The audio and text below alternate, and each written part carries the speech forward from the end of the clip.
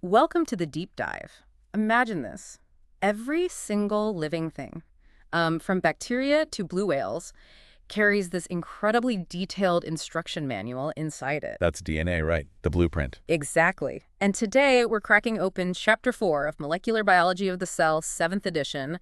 We're diving deep into DNA, chromosomes, genomes, the whole shebang. It's fundamental stuff. It really is. And we're not just looking at what DNA is. We're getting into how it's stored, how it's accessed, and how it's changed over literally billions of years. It's like the ultimate shortcut to understanding life itself. And our mission, is to unpack all that complexity. We want to look at the molecular processes, the structures, the experiments, Yeah. all the key stuff from the chapter. Make it understandable. Right. Simplify the jargon, connect it to real biology, real research, so you walk away really getting it. Okay, let's rewind a bit. Early 20th century, scientists knew hereditary info was copied accurately, almost endlessly. But what molecule could actually do that? That was a huge question. And how could so much information fit inside one tiny cell? The answers really started coming together in the 1940s.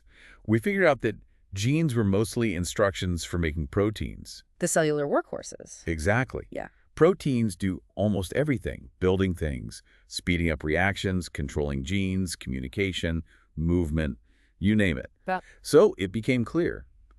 What cells and organisms are depends hugely on the proteins they make. Which are determined by their genes. Precisely. But it took a while to connect genes to DNA, right? I mean, people saw chromosomes back in the late 19th century, those thread-like things you see when cells divide. Yeah, figure 4.1 shows them as those compact sausage shapes during mitosis. But for decades, DNA was kind of dismissed. Just structural filler. Pretty much. They thought it just held the chromosomes together. Wow. Then came a huge breakthrough in the 40s from studies in bacteria. Figure 4.2 highlights this experiment. The streptococcus one. That's the one. They had a smooth, nasty strain, the S strain, and a rough, harmless R strain. They found that if you killed the bad S strain with heat, or even just used an extract from it, you could actually transform the harmless R cells into deadly S cells. Just like that. Just like that. And the crucial part, this change was inherited. Their descendants were also S strain. So something was being passed on? Exactly. And when they broke down that extract, piece by piece, DNA was the transforming molecule. Uh-huh. So DNA carries the info. Yes. But how it carried it, still a mystery. Until 1953. Watson and Crick. Bingo. Their double helix model for DNA structure just instantly answered so many questions. Like how it could be copied, replicated. Right. And it immediately suggested how the sequence of subunits in DNA could somehow encode the instructions for proteins. It's elegant, isn't it? DNA seems chemically simple, but it's perfectly suited for the job. It really is. Just two long polynucleotide chains or strands, each made of 4 basic nucleotide subunits, A, C, G, and T, adenine, cytosine, guanine, thymine. Each nucleotide has a sugar, a phosphate, and one of those 4 bases. Figure 4.3a shows this, right? Correct. Think of the sugar and phosphate as forming the backbone, like the sides of a ladder. Or a necklace, like you said in the outline, with the bases as different kinds of beads. Yeah, that works too. And they're linked covalently, sugar to phosphate, forming that backbone. And this linkage gives it directionality. Exactly. Polarity. There's a 3' end with a hydroxyl group and a 5' end with a phosphate group. Figure 4.4 shows this clearly. So it can be read like text on a page in one direction. Precisely. Linearly and directionally. And the double helix itself, the 2 strands run anti-parallel. Yep, opposite directions, like 2 lanes of traffic. And they're held together by hydrogen bonds between the bases. Which are on the inside. Right, bases on the inside, sugar-phosphate backbones on the outside. Figure 4.3d illustrates this nicely. And this is where the base pairing comes in. A always with T. And G always with C. That's the key rule. Figure 4.5a shows the bonds 2 between A and T, 3 between G and C. And it's always a big base with a small base. Purine with pyrimidine. Exactly. A or G, the purinins, are bulkier double ring structures. T or C, the pyrimidines, are smaller, single rings. Pairing them keeps the distance between the backbones constant. Maintaining that perfect helix shape. Right. A right-handed helix, 1 complete turn every 10.4 base pairs. And this creates those grooves, the major and minor grooves, which are important for proteins binding to the DNA. You see that in figure 4.5b and 4.6. So the structure itself is the mechanism for heredity. That's the beauty of it. Each strand serves as a template.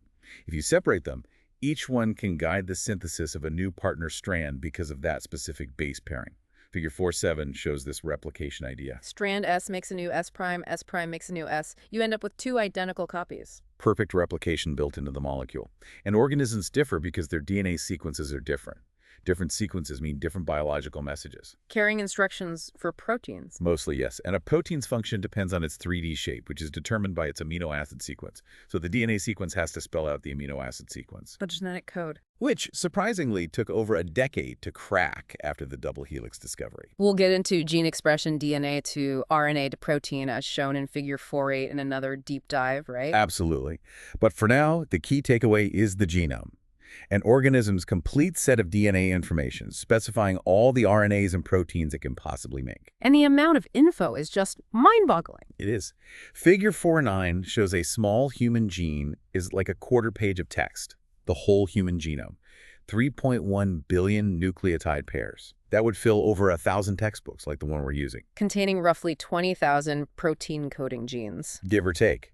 And in eukaryotes, like us, almost all this DNA is stored in the nucleus. That compartment taking up about 10% of the cell volume wrapped in the nuclear envelope with pores. Figure 410 shows this. That's one. It keeps nuclear stuff separate from the cytoplasm, which is crucial. Okay, so DNA structure and replication makes sense, but the packaging. 2 meters of DNA into a 6 micrometer nucleus. That's still the big challenge, like 40 kilometers of thread in a tennis ball. It's truly one of biology's wonders, and it's done by proteins binding to and folding the DNA. In eukaryotes, each chromosome is one incredibly long DNA molecule plus these associated proteins. The whole complex is called chromatin. That's figure 420. And unlike bacteria with their single circle of DNA, we have 46 chromosomes. 2 copies of each, homologous chromosomes, one from mom, one from dad, except for the sex chromosomes in males, X and Y. Right, and you can actually paint them, as shown in figure 411, to tell them apart, especially during mitosis when they condense. And traditional staining also shows banding patterns, figure 412. Yeah, unique patterns for each chromosome reflecting chromatin differences. Cytogeneticists use these karyotypes, the full set of chromosomes, to spot abnormalities, like translocations, common in cancer, as you see in figure 413. So chromosomes carry genes, functional units, mostly protein coding, but also RNA genes? Correct. And there's rough correlation between complexity and gene number, but it's not strict. Humans have about 25,000 genes. Some bacteria have maybe 500. But the big surprise is all the non-coding DNA in complex organisms. Huge amounts of it, often called junk DNA in the past, though we're finding functions for some of it. This non-coding DNA, not gene number, is what drives the massive differences in genome size between species. Humans versus yeast versus plants. It's mostly the non-coding stuff. Seems like carrying extra DNA isn't a big problem, evolutionarily speaking. Apparently not. Looking at the human genome sequence, figure 415, it's striking how little codes for protein, maybe 1%. This table 4.1 and figure 416 show. And the average gene is 26,000 base pairs long, but only 1,300 are needed for the protein. That's right. Most of the rest is introns, long, non-coding stretches interrupting the coding exons. Figure 415d shows this alternating structure. Introns make up the bulk of most human genes. Prokaryotes mostly skip the introns. Largely, yeah. They have more compact genomes. And then there are regulatory sequences too, controlling when and where genes are turned on. Absolutely critical. And in humans, these can be spread out over huge distances, plus thousands of genes for non-coding RNAs with functions we're still figuring out. So the genome map looks messy, unkempt, clutter, as the text says. It does seem that way sometimes. Not perfectly organized. We'll touch on why in the evolution section. Okay, so a chromosome needs more than genes to work. It needs to replicate and segregate properly. Right, happens during the cell cycle. Yeah. Figure 417 gives an overview. Replication in interphase, segregation in M phase. And chromosomes condense dramatically in M phase, mitosis. Figure 418 shows the difference between interphase and mitotic chromosomes. Exactly. And 3 special DNA sites manage this. Replication origins, where copying starts multiple per chromosome. Okay. The centromere, where the duplicated chromosomes attach to the spindle via the kinetochore protein complex, crucial for accurate separation. Figure 419 illustrates this. Right. Ensures each daughter cell gets one copy. And finally, telomeres, the protective caps on the ends. They allow complete replication and stop the cell from thinking the ends are broken DNA. Telomeres are simple sequences, but centromeres and origins in complex organisms are huge. Much longer and more complex than in yeast, yes. A human centromere can be millions of base pairs. and might be defined by protein structure, not just DNA sequence. So back to packing, chromosome 22, 1.5 centimeters stretched out, but only 2 micrometers in mitosis, 7,000-fold compaction. Incredible folding by proteins, but it has to remain accessible. And the basic unit of this folding is the nucleosome, DNA plus histones. That's the fundamental unit. Chromatin is DNA bound to histones and other non-histone proteins. If you gently unpack it, you see beads on a string, figure 421. Each bead is a nucleosome core particle. Correct. 147 base pairs of DNA wrapped almost twice around a core of 8 histone proteins, 2 each of H2A, H2B, H3, and H4. Figure 422 shows the components. Like DNA spooled around a protein core, figure 423 shows the structure. Disc-shaped core, DNA wrapped left-handedly. And histones are small basic proteins, positively charged, which helps them bind the negatively charged DNA backbone. They use hydrogen bonds, hydrophobic interactions, salt linkages. It's a tight wrap. And they share a histone fold structure, figure 424. Yes, a conserved structural motif. Plus, crucially, each core histone has an unstructured N-terminal tail sticking out. Figure 424D highlights these tails. And those tails are key for regulation, modifications. Exactly. They're hot spots for chemical modifications that control chromatin. And histones are incredibly conserved across evolution. Shows how vital they are. For a long time, people thought nucleosomes were static, fixed, but they're not. No, the DNA actually unwraps and rewraps constantly, briefly exposing different segments. And cells actively loosen them, too. Yes, using ATP-dependent chromatin remodeling complexes. These are protein machines, molecular motors, really. Using ATT energy. Right. They slide the DNA relative to the histone core. It's called nucleosome sliding. Figure 426 shows this. They can even swap out or remove histones. Figure 427. So the DNA is always accessible, dynamic. Very dynamic. Nucleosomes get replaced pretty frequently, maybe every hour or two, and these remodeling complexes are specialized, controlled by the cell, acting locally. Does the DNA sequence itself affect where nucleosomes sit? It has some influence, yes. Some sequences bind better than others. But the biggest factor seems to be other DNA-binding proteins already there. They can kind of dictate the positioning. And the packing goes beyond just nucleosomes. They attract each other. Yes, especially involving those histone tails like the H4 tail. Figure 429 touches on this. And there's another histone, H1, the linker histone. What does H1 do? It helps pull nucleosomes together, compacting the chromatin further. Figure 430 shows how it binds. Okay, so this is getting complex. But now, the really cool part. How chromatin structure affects DNA function. And this idea of epigenetic inheritance, changes passed down without changing the DNA sequence. That's where it gets truly mind-bending. Remember heterochromatin and euchromatin from the 1930s. Dense versus open chromatin. Right, visible differences. Modern methods confirm this. About 80% of our genome is closed. Half really compact heterochromatin, half sort of quiescent euchromatin. Only about 20% is truly open and active euchromatin. Figure 431 gives a sense of this. And heterochromatin is generally off, gene silencing. Typically, yes. Figure 410b hints at this. There's constitutive heterochromatin, always condensed, and facultative heterochromatin, which is regulated. And it can spread, the position effect. Yes, that's a key property. If an active gene gets moved near heterochromatin, it can get silenced, first seen in Drosophila. And this silent state can be inherited by daughter cells, even if it's spread differently in the parent cells. Exactly. That's position effect variegation. It can spread varying distances, and that pattern gets locked in and passed down. Figure 432 illustrates the concept, and Figure 433 shows the classic Drosophila modeled eye example. So heterochromatin begets more heterochromatin? It acts like a positive feedback loop, spreading along the chromosome and persisting through cell divisions. Genetic screens found loads of genes involved in controlling this spread. And this involves modifying the histones, those tails? Precisely. Acetylation, methylation, monophosphorylation, a whole range of reversible chemical tags. Figure 434 lists some, often on the N-terminal tails, as shown in Figure 435. Added by specific enzymes, removed by others? HATs, HDACs, methyltransferases, demethylases? Correct. And crucially, these enzymes are recruited by proteins that bind specific DNA sequences, so the DNA sequence ultimately directs the histone modification patterns. And the modifications matter. Acetylation loosens things up. By removing the positive charge on lysines, yeah. But the biggest impact is they act as docking sites, recruiting specific proteins. So like a code, the histone code. Exactly. Trimethylation of H3 lysine 9, HCK9E3, recruits HP1 protein, promoting one type of heterochromatin. Trimethylation of H3 lysine 27, H3K27E3, recruits different proteins for another type. Figure 440 shows these pathways. Table 4.2 summarizes some code meanings. And proteins have reader domains to recognize these marks. Figure 437. Yes, reader complexes bind specific marks like H3K93 and they recruit other proteins, the effectors, to do the job, whatever it is. Figure 438 shows this principle. And there are histone variants too. Slightly different versions. Figure 436. Right. CENPA, H2AZ, H2AX, etc. They're inserted by remodeling complexes outside of S phase and add another layer of specialization. How does the modification pattern spread along the chromosome? Through reader-writer complexes, figure 439A, a writer enzyme adds the mark. A reader protein in the same complex binds the new mark, which activates the writer again, positioning it near the next nucleosome. Hand-over-hand propagation. Exactly. That's how H3K93 and H3K27E3 heterochromatin spread.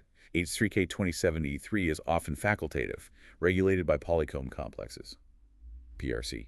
H3K93 is often structural, silencing transposons, but can also be reversible. And there are reader eraser complexes too, figure 439B. Yep, to remove marks and reverse the state. Often work with remodeling proteins. It's a dynamic balance. How do you stop it spreading everywhere? Keep domains separate. Barrier elements. Specific DNA sequences bound by proteins that block the spread. Figure 432 again. Some recruit acetylases to counteract methylation. Others recruit demethylases. Figure 441 gives examples, like molecular fences. Okay. And centromeres have a special structure too, involving that CENPA variant, figure 436, 442. Yes, essential for kinetochore formation and spindle attachment. In humans, it's less about the specific DNA sequence, though there's lots of alpha satellite repeat DNA, and more about the CENPA protein assembly. You can even get neocentromeres forming without the usual DNA, figure 443. Astonishingly, yes. The protein assembly itself seems to be the heritable unit. So how is this chromatin state inherited through replication? The parental H3H4 histone cores seem to be distributed randomly to the two daughter DNA strands after replication. Figure 444 shows this. Then reader-writer complexes recognize the old marks and copy them onto the adjacent new nucleosomes. Reestablishing the pattern. Epigenetic cell memory. Vital for multicellular life, maintaining cell identity. And when it goes wrong, it's implicated in many cancers. Even single histone mutations can cause cancer, like H3K27M. Yes, that specific mutation in pediatric brain tumors messes up the global H3K27E3 pattern. It highlights how critical proper heterochromatin regulation is. Okay, let's zoom out again. Global chromosome structure. Even in interphase, it's still pretty condensed, right? Higher level folding. Definitely. Early clues came from unusual chromosomes, like lampbrush chromosomes in amphibian eggs. Figure 445. They look like, well, lampbrushes. They do. Huge chromosomes with massive chromatin loops extending out from a central axis. Figure 446 shows a model. Highly transcribed genes are in those loops.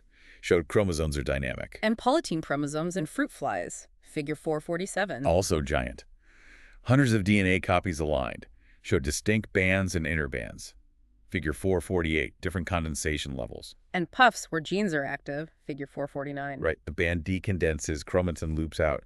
Again, structure linked to function. So in our cells, chromosome painting figure 450 shows each chromosome has its own territory. They don't mix much. Largely stay in their own neighborhoods, yeah. Not totally tangled. And within that territory, heterochromatin often hugs the nuclear envelope. Active genes point inwards. Figure 451. That's a common pattern. Active genes can form big loops extending into the nucleoplasm, sometimes interacting with things like the nucleolus for efficient processing. Figure 452 helps organize nuclear processes. And newer techniques like Hi-C give even more detail. Figure 453 explains the method. Yes, Hi-C maps contacts. It shows DNA loci on the same chromosome interact much more than loci on different chromosomes. And it revealed TADs, topologically associated domains, figure 454. Exactly. Chromosomes are folded into series of these TADs. DNA inside a TAD interacts frequently.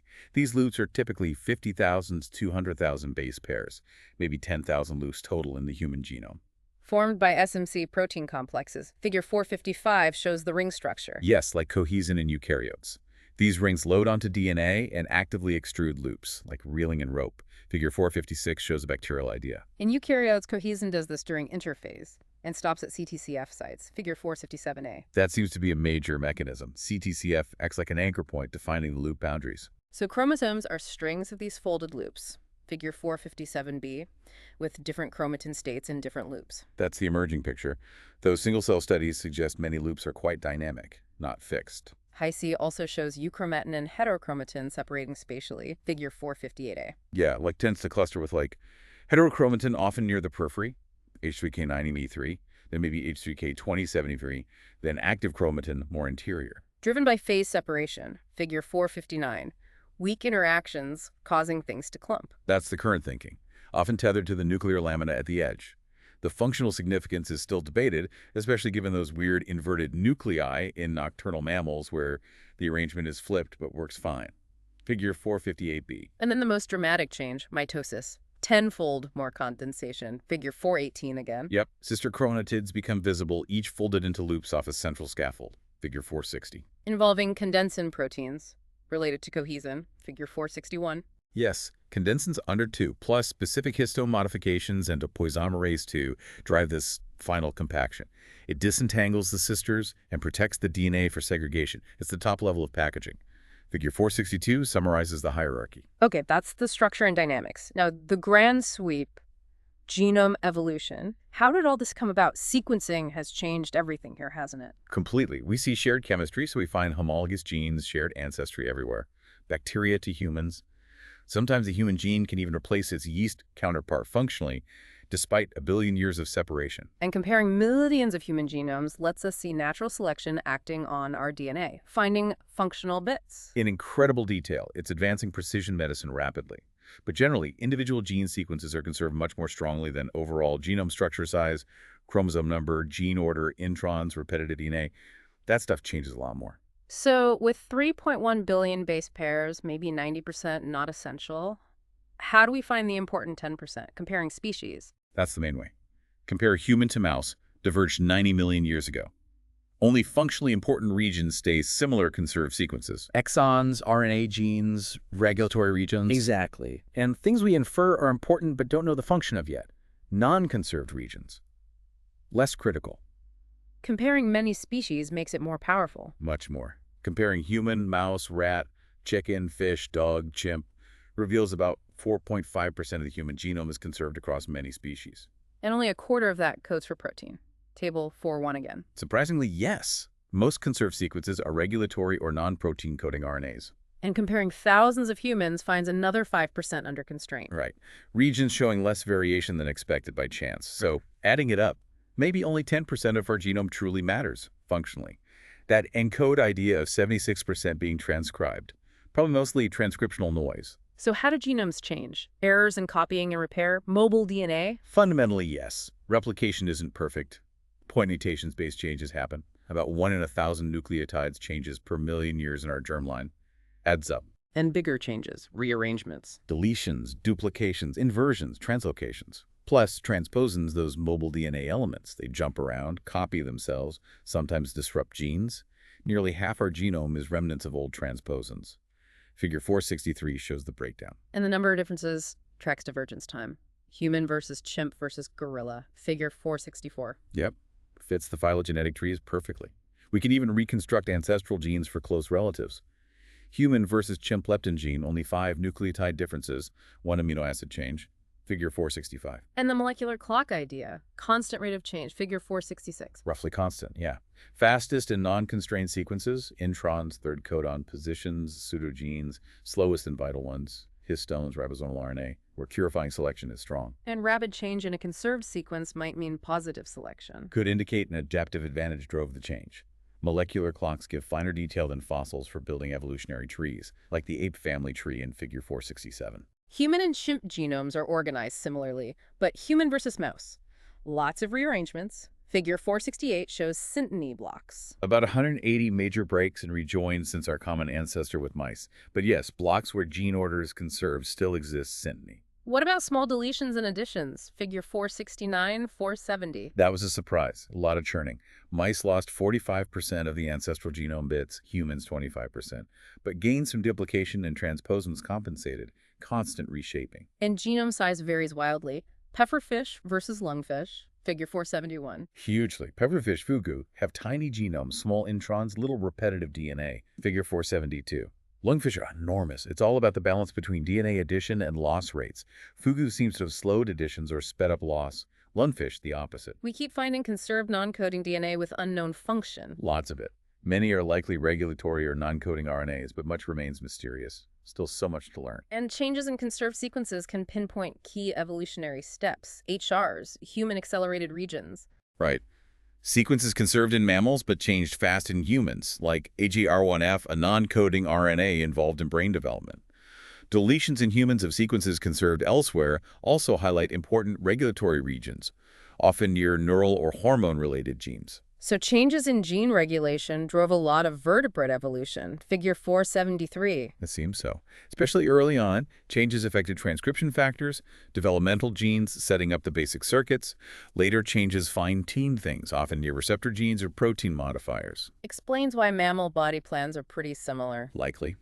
The basic toolkit was established early. Evolution tweaked the controls. What about gene duplication, creating new genes? A major source of novelty. True orphans are rare. Gene families grow and shrink through duplication and loss. Happens often. Surprisingly often.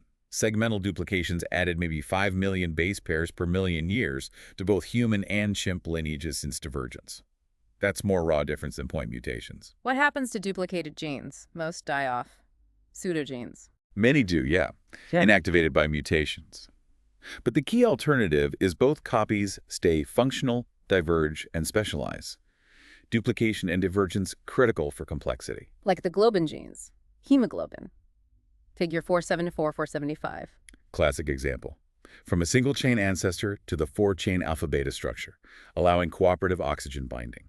Then further duplications made fetal globin, higher oxygen affinity, and other variants. The gene arrangement reflects the history. Beta cluster on one chromosome, alpha on another, figure 475. Yep, they're together in frogs, so a translocation must have separated them later in the bird mammal line. And exons shuffling via recombination, figure 476. Another way to make new proteins. Exons often code for domains.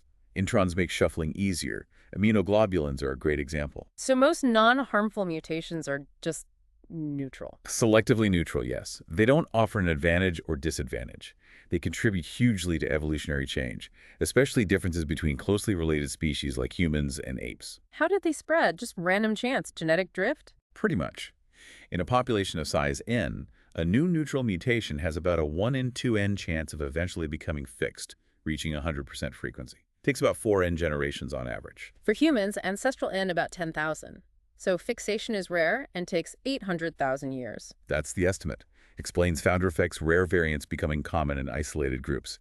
Figure 477. We can trace human history with genomes now. Ancient DNA, Neanderthals. Incredible advances there. The Neanderthal genome shows we diverged 440,000 years ago, and comparisons show many modern non-Africans have 2% Neanderthal DNA. Figure 478, evidence of interbreeding. A permanent mark. Absolutely. And for older ancestors, we compare modern species to infer sequences, even resurrect ancient proteins to study evolution step by step. Looking at modern humans, lots of variation. SNVs, table 4.3. Huge amounts. Each person has 5,100 new mutations. Yep. SNVs, single nucleotide variants, formerly SNPs if common, are the most frequent type. And structural variants, too. Deletions, duplications. Also common, contribute significantly to differences between any two people. Any two haploid genomes differ at 1 in 1,000 bases. Roughly, yes.